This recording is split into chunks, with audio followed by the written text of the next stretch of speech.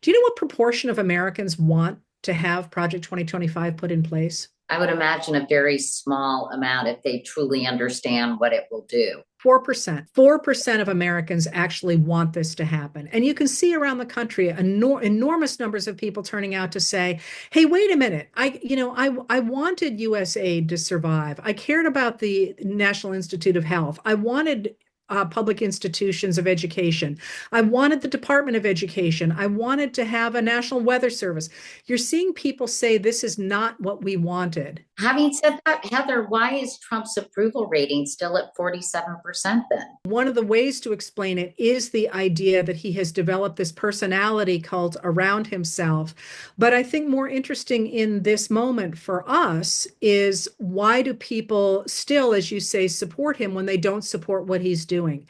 And my answer to that would be we know now that the radical right has built its own information bubble. And that information bubble simply doesn't tell people what's happening out there. So here's an example for you. If you were paying attention last weekend, you knew that we had terrible, terrible storms across this country that killed at least 40 people and devastated huge swaths of Missouri and Arkansas straight across the country under the East Coast. And I was looking at that and I thought, I wonder what the president did about that. Because again, if you were following his social media posts, as I do, he was talking about how he had won the golf championship at his golf club in West Palm Beach. So I started looking around about it and ended up on the Fox News channel. And what they said on the Fox News channel was that Trump had called out the National Guard in Arkansas in order to deal with the crisis there. And there was all this cheerleading for finally we have a president who'll do something for us and so on and so forth.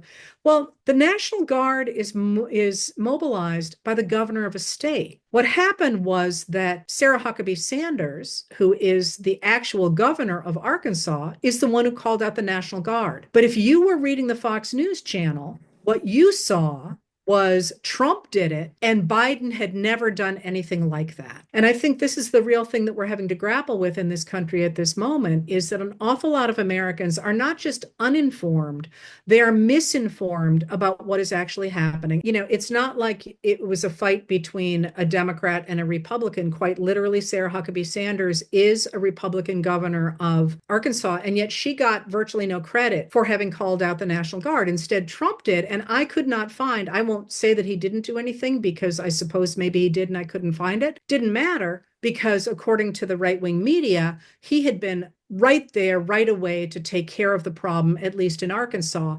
Although again, that was the governor of Arkansas, Sarah Huckabee Sanders.